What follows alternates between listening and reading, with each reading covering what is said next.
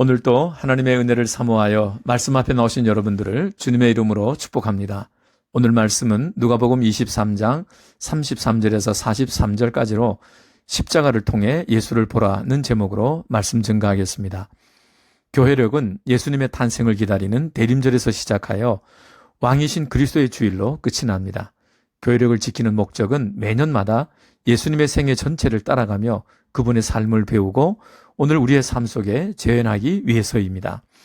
오늘은 1년 동안 예수님을 따라 걸어온 발걸음을 멈추면서 한 가지 숙제를 안게 됩니다. 지금까지 우리가 만나온 이 예수는 과연 누구신가 하는 것입니다. 거기에 대한 정확한 답이 마지막 주일에 들어 있습니다. 바로 왕이신 그리스도입니다. 복음서는 예수님은 하나님의 아들이시기 때문에 죄가 없으시다는 것을 증언하고 있습니다. 그런데 누가복음은 죄 없으신 예수님이 십자가에 죽으셨다는 사실을 강조하고 있습니다. 예수님은 십자가의 죽으심으로 자신의 주되심과 왕되심을 완성하셨기 때문입니다. 십자가를 통해서만 예수님의 주되심과 왕되심을 발견할 수 있습니다. 교회력의 마지막 주일인 왕이신 그리스도의 주일에 우리가 받은 본문은 예수님이 십자가에서 죽으실 때 마지막 순간을 생생하게 보여주고 있습니다. 십자가 현장에는 많은 무리들과 관리들, 군인, 그리고 두 행악자가 등장합니다. 그들 중에는 예수님의 놀라운 기적과 능력, 그리고 그가 하신 말씀을 들은 사람들도 있었습니다. 그것은 사람으로는 할 수 없는 말과 행동들이었습니다. 그들은 그 현장을 떠나지 않고 뭔가를 기다리고 있었습니다. 그것은 예수님의 기적과 능력이었습니다. 그가 많은 사람들을 고치고 구원해 주었는데 자신을 구원하지 못하겠느냐고 생각했습니다. 하늘의 천사들에게 명령하여 자기를 십자가에 못 박는 원수들을 물리칠 것이라고 믿었습니다. 그리고 하나님의 아들이 맞다면 하나님이 자기 아들이 죽어가는데 보고만 있겠느냐고 생각했습니다. 하늘에서 불을 내리시든지 천둥 벼락을 동원해서라도 십자가형을 멈추고 살려내실 것으로 기대했습니다. 그런데 시간이 흘러도 아무런 기적도 일어나지 않았습니다. 하늘에는 어떤 징조나 작은 소리조차 들리지 않았습니다. 십자가에 못 박혀 고통 속에 죽어가는 예수를 지켜보면서 그들의 기대는 점점 실망과 좌절로 바뀌어져 갔습니다. 모든 것이 끝났다고 생각한 그들은 예수를 비웃고 조롱하기 시작했습니다. 내 말대로 왕이라면 어디 자신을 구원해 보시지 그래. 그리스도가 되어 남은 구원하면서 왜 자신은 구원하지 못하느냐고 외쳤습니다. 그들이 예수님에게 기대했던 것은 세상의 왕과 구원자의 모습이었습니다.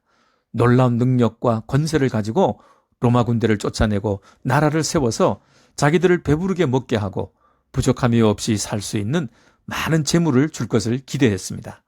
그런데 예수님은 그들이 기대했던 그런 왕과 구원자가 아니었습니다. 예수님은 세상의 왕이 되려고 오시지 않았습니다. 하나님의 아들로서 하나님 나라의 왕으로 세상에 오신 분입니다. 자신의 힘과 권세, 자신이 가진 모든 것을 과시하거나 자기를 위해 쓰지 않고 모든 사람을 돕고 섬기기 위해 전부 내려놓으셨습니다. 자신을 완전히 비워 종이 되어 섬기기 위해 사람이 되셨습니다. 그리고 마지막에는 십자가에서 하나뿐인 생명까지도 우리를 위해 내어주셨습니다. 예수님은 그리스도 메시아, 곧 세상의 구원자로 오셨는데 잠깐 살다가 없어지는 생명이 아니라 영원한 생명, 영생을 주시기 위해 오셨습니다. 사람들은 병을 고쳐주고 귀신을 쫓아내고 죽은 자를 무덤에서 일으켜주는 구원자를 원했지만 결국 다시 죽을 수밖에 없었습니다. 궁극적으로 죽음과 사망 권세를 이기려면 하나님의 생명, 곧 영생을 받아야만 합니다. 그리고 영생을 받으려면 죄로부터 구원을 받아야 합니다. 바로 예수님은 우리를 모든 죄로부터 구원하여 영생을 주시려고 세상에 오신 분이십니다. 십자가에 못 박힌 예수를 끝까지 지켜보았던 많은 사람들은 모두 실망했습니다. 그들의 눈에 십자가에서 죽은 예수는 왕도 아니고 구원자도 아니었습니다. 너무나 무력하고 아무 권세도 없는 실패자일 뿐이었습니다. 그런데 그들 가운데 단 한 사람만 십자가에서 죽으신 예수님의 모습에서 그가 참 구원자이며 왕이심을 알아보았습니다. 그는 예수님의 십자가 오른편에 있는 강도였습니다. 도대체 그는 무엇을 보았고 발견한 것일까요? 그는 가장 가까이에서 예수님의 기도를 들은 사람입니다.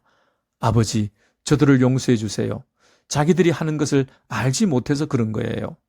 고통 속에 죽어가는 자신을 외면하고 침묵하시는 하나님을 향해 원망과 불평이 아니라 가장 친밀하고 사랑이 담겨 있는 아버지라고 부르는 것을 들었습니다.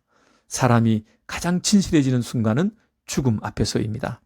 그는 예수님이 진심으로 하나님을 아버지로 믿고 있음을 알았습니다. 그분은 진실로 하나님의 아들이었습니다. 그리고 마지막 순간에도 자기를 못 받고 조롱하는 원수들을 용서해달라고 기도하는 이 사람에게는 십자가에 죽어야 할 죄가 없다는 것을 알아보았습니다. 그 순간 그 앞에서 자신의 죄가 얼마나 크고 무서운지를 보게 되었습니다. 살면서 깨끗하고 진실한 사람과 이야기하다 보면 나도 모르게 자신이 얼마나 추하고 거짓된 사람인지를 깨닫게 됩니다. 하물며 완전하시고 빛이신 하나님의 아들 예수를 만난다면 그 앞에서 제일 먼저 터져나오는 말은 주님, 나는 죄인입니다 라는 고백일 것입니다. 그 강도는 죽음 직전에 죄를 고백할 수 있는 기회를 얻었습니다. 예수를 만나지 못했더라면 그 죄를 안고 죽을 수밖에 없었을 것입니다. 그는 주저없이 애원했습니다. 예수님, 당신의 나라에 들어가실 때 나를 기억해 주십시오. 인생에서 어느 순간이든지 죄를 고백할 기회가 주어진다면 결코 미루지 말아야 합니다. 삶에서 가장 중요한 일은 자신의 죄를 용서받는 일입니다. 그 일보다 더 시급한 일은 없습니다. 오른편 강도는 십자가에 달리신 예수님이 하나님의 아들로 죄 없는 분임을 알았습니다. 그가 자기를 못 박는 사람을 용서해달라고 아버지께 구하는 기도를 들었습니다. 그는 차마 저의 죄도 용서해 주세요 라고 부탁할 수 없었습니다. 그러기에는 자신의 죄가 너무나 무겁고 크다고 느꼈습니다. 다만 당신의 나라에 들어가실 때 나를 기억해 주세요 라고만 말했습니다. 기억해달라는 말은 당신의 나라에 들어가실 때 나도 거기에 있게 해달라는 말과 같습니다. 그러기에 내 모든 죄도 용서해 주세요 라는 말이 담겨 있는 것입니다. 예수님은 그에게 이렇게 대답해 주셨습니다. 오늘 내가 나와 함께 낙원에 있을 것이다. 낙원에 있다는 것은 하나님 나라의 왕이신 예수님의 통치 아래 들어간다는 뜻입니다. 그것은 왕이신 예수님과 항상 함께 있다는 뜻이기도 합니다. 그렇다면 내 모든 죄는 용서받았다는 말입니다. 놀라운 사실은 그 모든 것이 시작되는 때가 그가 예수님을 나의 왕, 나의 구세주로 믿고 고백한 오늘, 지금 여기서부터라는 것입니다. 오늘 내가 처한 상황이 아무리 힘들고 고통스러워도 내 자신이 한없이 약하고 보잘것없어 보일지라도 지금 이 순간부터 예수님이 나를 기억하시고 나와 함께 있겠다는 것입니다. 예수님을 바로 알았으면 그분에게만 있고 그분만이 주실 수 있는 것을 구해야 합니다. 그것은 죽음과 사망 권세를 이기는 영생과 나와 항상 함께 있겠다는 약속입니다. 이것은 세상에서 구할 수 있는 것이 아닙니다. 하나님의 생명인 영생을 가지고 만왕의 왕이 항상 나와 함께 계신다면 무엇을 더 구할 것이 있겠습니까? 십자가에 죽으신 예수 그리스도를 바라봅시다. 그분이 나를 죄에서 구원해 주시고 영원한 생명을 주신 나의 구세주이십니다. 그분은 나와 항상 함께 계셔서 나를 지켜주시고 나의 부르짖는 소리를 들어주시는 나의 왕이십니다.